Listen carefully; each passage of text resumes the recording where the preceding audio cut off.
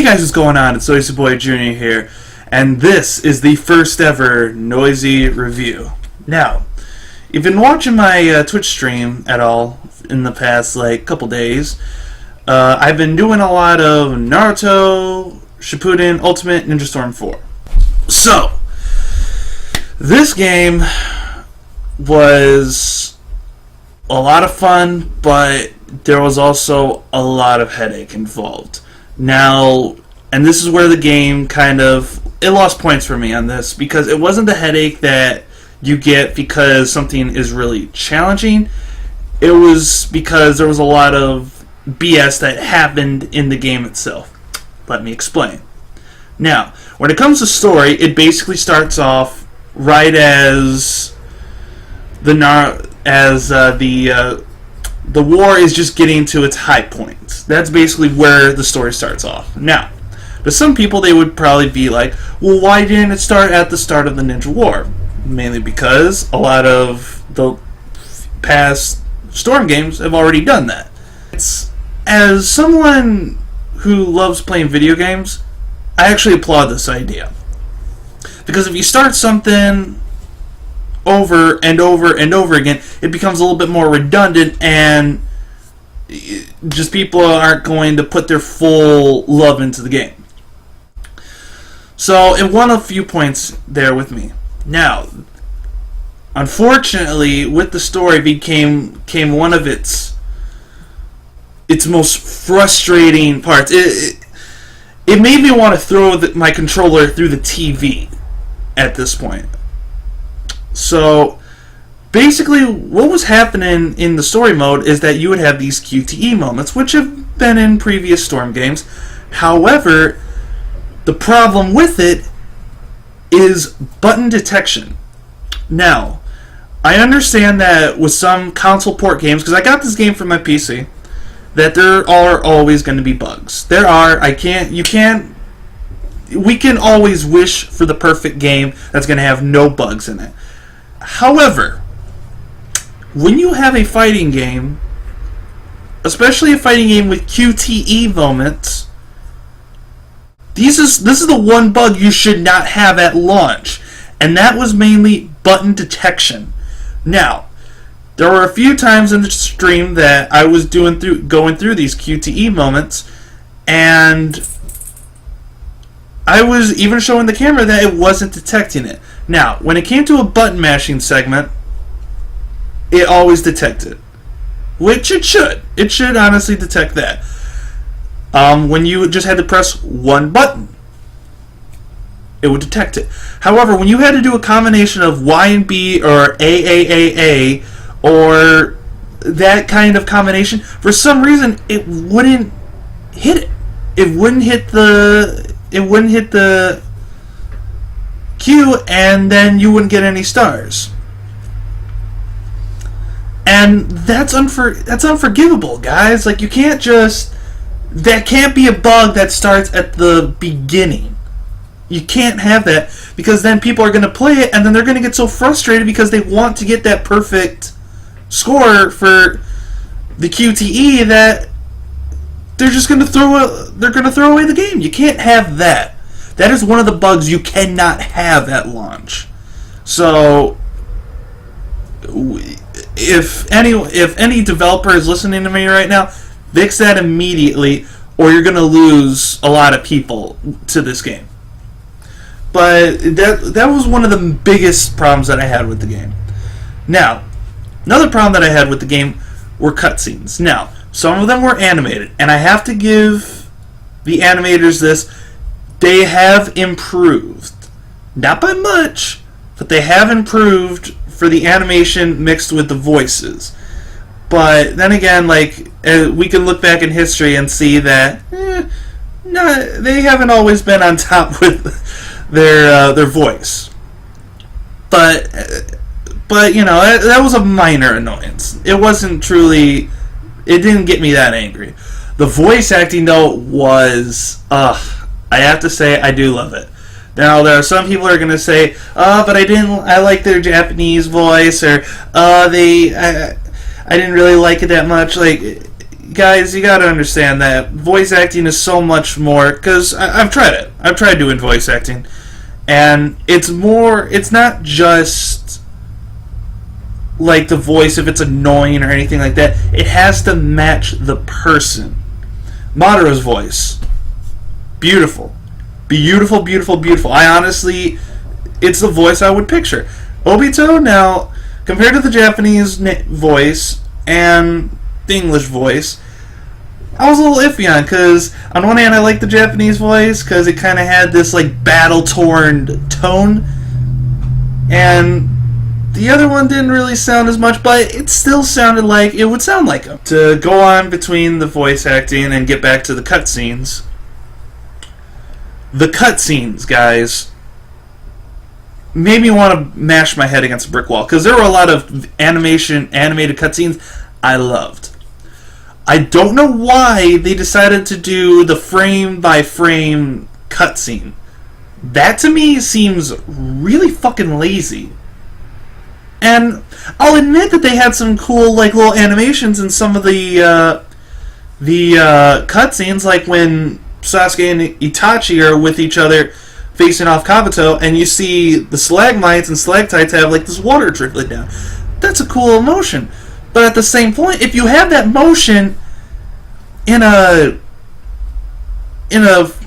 standstill cutscene, everything should be fucking standstill. Don't be like, oh, this is a revolutionary new kind of way to do cutscenes. No, guys, it's lazy. Don't do it half-assed. And those cutscenes were half-assed. Don't try to do something revolutionary and then do it half-assed. Now, to get through that, basically, there were a few. Now, onto the way the story mode was written, or the story mode was set out. The story mode was set out in basically a line, which in most cases, that's how storylines were made to look out, like chapter and chapter. However, now this is where it got good points and bad points for me. Because Naruto and Sasuke are the two main characters that are in this storyline, the storyline would deviate. It would go from like Naruto's side to Sasuke's side. Now, there was at one point for the Madara and Kaguya.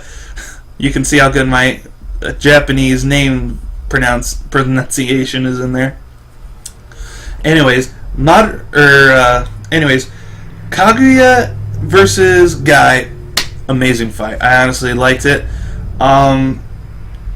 There were a few things that, I'm trying not to do any spoilers for anyone who has yet to see the anime or the manga, whatever.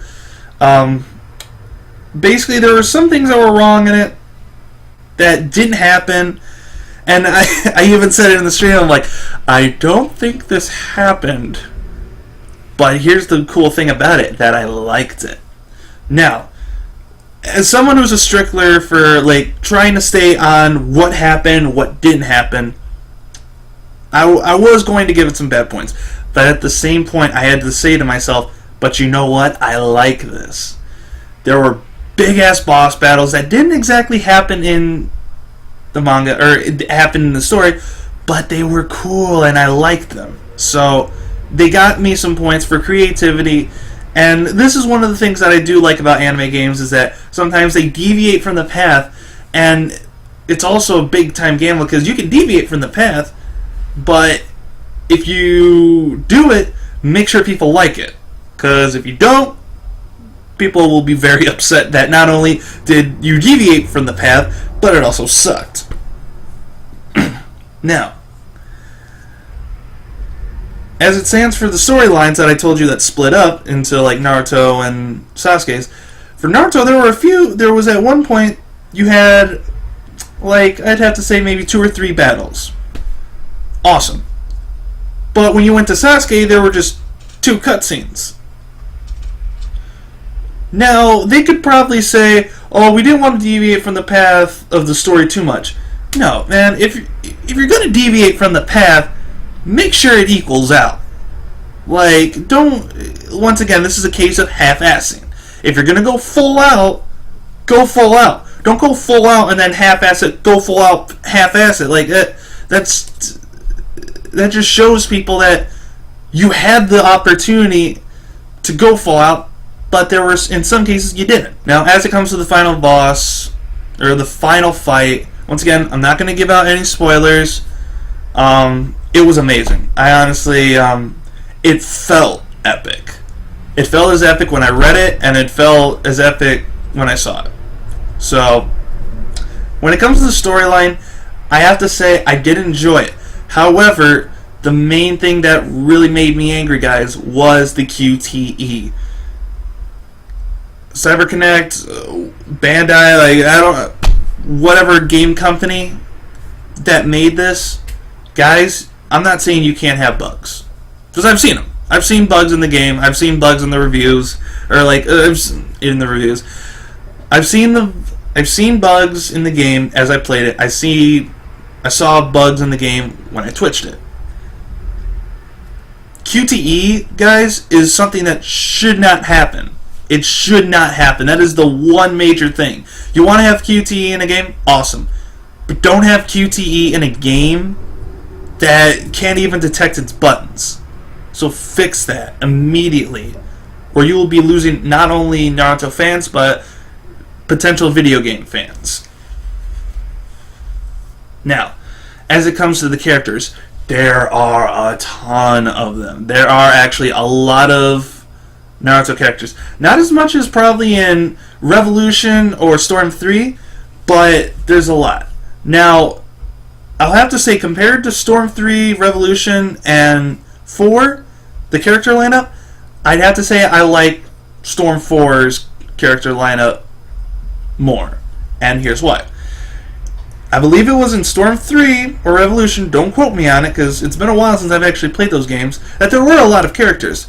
However, there was at one point in those games that I saw, there was a shit ton of more characters. However, you could not play them. They were merely support. That irked me a lot when I played those games. But when I played Storm 4, were there as many characters as it was in the last ones? No. But they were all playable. They were all playable characters, and you could mix them up into their own teams, which won a lot of points with me. So, way to go. You guys did not screw that up. Now, as it comes to free play, you have League, you have all-out battles, you have endless battles. Once again, I gave it thumbs up because that showed that they were trying to do something different. They were trying to make it better. So, once again, good job on that.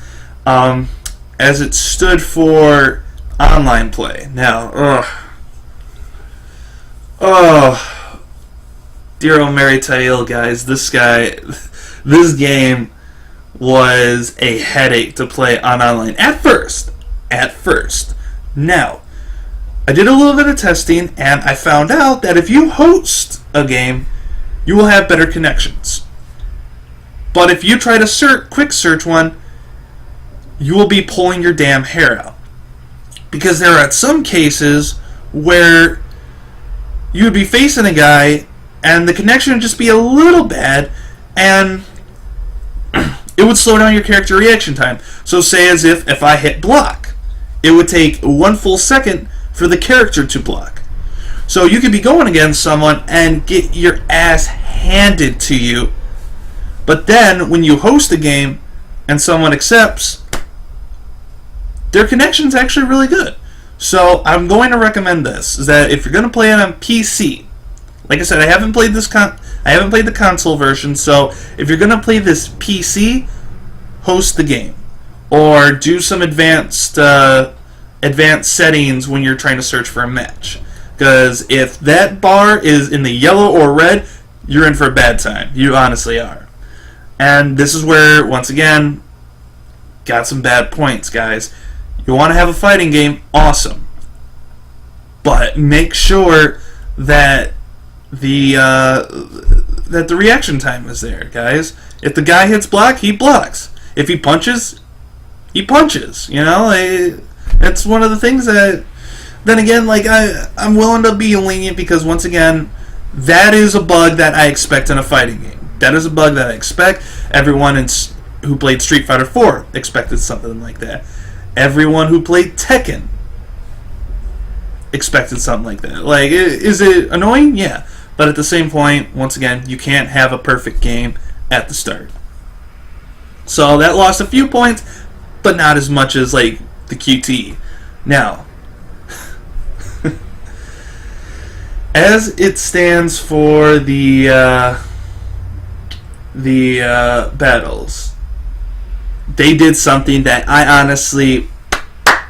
applaud them. It was an amazing idea. I've never seen it in a Storm game. It was how you could string up amazing combos. Now, there were a couple things that were a little cheap, where you could basically go full ham in a combo midway, hit a chakra dash, and then you could restart it over. Which, is it a little cheap? A little. But, once again, you have a game where you basically can substitute and then counterattack. So, once again, it's one of those things that I'll allow because it is what it is. It's a fighting game. So, you gotta use whatever you can. So, that one was amazing. But what really had me off, guys, was the fact that you could switch out. This game took an idea from, actually, the game I just referenced a little bit, Tekken, and they made it so much better. Because you can end up doing all these really crazy combos, and you don't even need to use the chakra dash.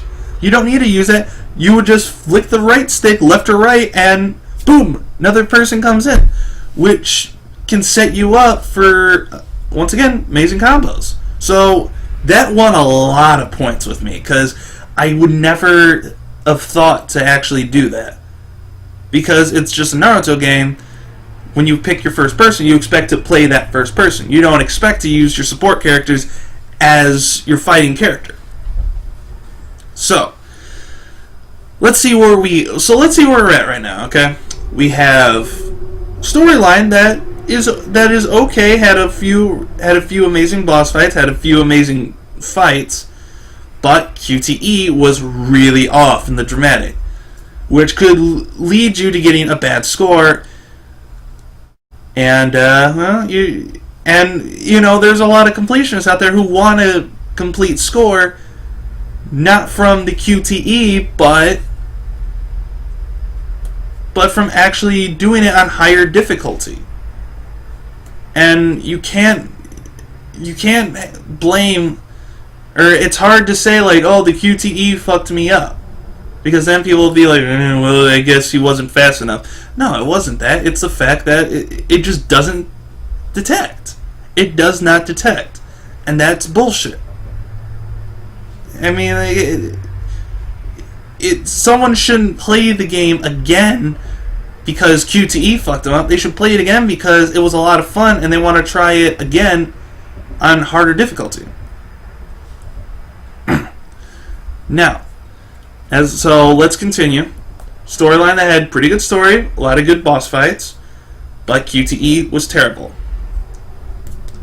You go into online matches where if you host it, it's good quality matches. If you just do a quick search, horrible matches. Characters. A lot of characters, and they're all playable characters to fight with, not just a support.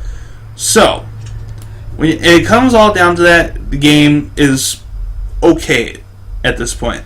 Now, we go into the other mode, Adventure Mode. Now, this, I was really worried about this, guys, because I've seen Storm do this, and to me, it was kind of boring. It was really honestly boring, and I didn't have a lot of fun with it. This story, the Adventure Mode, basically has you as Naruto right after the Ninja War. And he's traveling around with Hinata and Sakura, which I can't believe they actually did the adventure mode like this. It's basically just a ploy for Hinata to get closer to Naruto. So, they're basically going around, and instead of getting into all these open battles, they're actually doing reminiscent battles, which at first I was like, I don't know, but once again they did the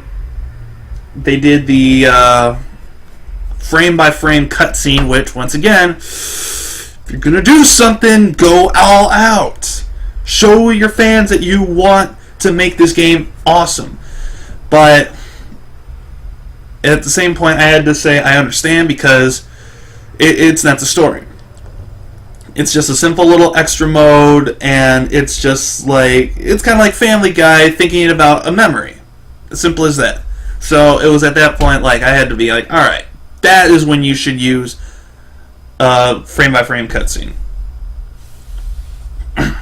So it goes on and on and on. You start, and just like adventure mode, you go on, do these little side missions where, for example, Might Guy has you go around the ninja world and face off against these certain challenges where you face against a group of people, but they have extreme buffs, which is a good idea. Now, as it comes to the side missions and all that, some of them were actually very fun. However, there's also this case where you pick up these little tier fragments that are called memory fragments. Now, I do like the fact that this game plays a lot to the actual Naruto story, and this is one of the things, like, I liked it, but it did grow repetitive as time went on. And I would want to say that, they didn't try, but they did. They did honestly try. It's a fighting game, you know what I mean? You have to be a true Naruto fan, which luckily I am. And which is why I'm willing to be very lenient on it.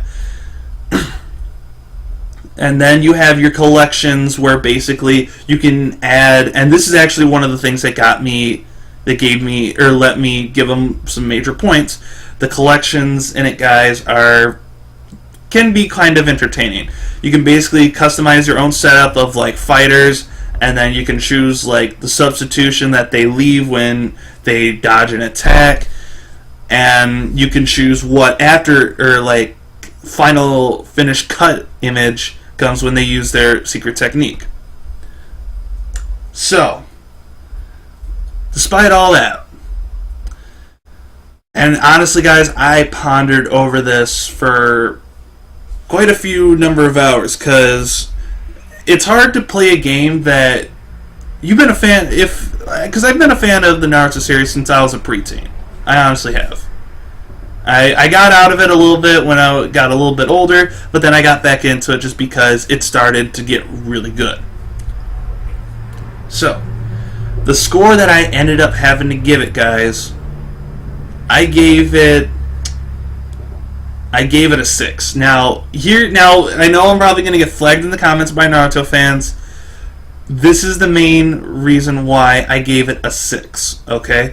I gave it a 6 mainly because of the QTE, because that is one glitch that should not be happening. I also had to give it a 6 because there were at some times that in some matches that, where you were in the yellow or red range, that some of them, they were okay. Was there a little bit of lag? Yeah, there was a little bit of lag. But then there were also sometimes where I would have a red match that went pretty good, but then there was a yellow match where I'd be lagging all over the fucking place. So you had inconsistent online matches when you would do a quick search. I also had to give it a 6 because of the laziness when it came to the cutscenes. If you have animation in a cutscene, use the full animation. Don't just do a cutscene and then a full animation, or a standstill cutscene and then an animation cutscene. That's lazy, guys. That is absolutely fucking lazy.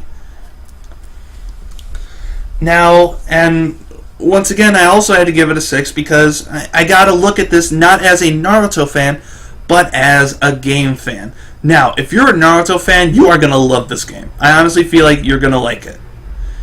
As for Naruto fans, I'll give it a 7.5. I'll give it a 7.5 because, once again, that QTE irked me. It really honestly irked me.